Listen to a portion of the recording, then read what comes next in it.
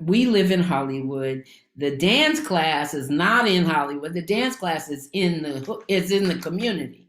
It's in the Black community. We were living north of Hollywood Boulevard, so that was up in the hills. So I had to navigate and negotiate how I was going to get on the bus and because everything in Los Angeles is so separate. It's so wide. It's so far apart. It's so far apart. So I had to figure out how I was going to get to this dance class. And this dance class ended up being in a part of the community that they called the jungle. And there was one way in and one way out. And lots of drugs. Those were the crack days. There was a lot going on that front. And so, being from Boston and being like sandpaper, we find ourselves in some real situations in Boston as Black people. So I was a risk taker.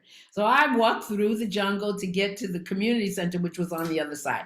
And this is how I remember it. This may not even be what happened, but this is how I remember it. And when I walked into that, it was on a basketball court. It was in a gym. So when I walked in, what I first heard and the impact of the drums. The drummers were brothers. There were children there. There were sisters dancing. And I can just remember what it felt like to have it, be in that. It felt familiar. I was excited. I was joyful. I was coming from the studio where ballet dancers were always, their faces they were always injured. Something was always going on in the ballet class or the modern class or the jazz class. There's always nursing injuries.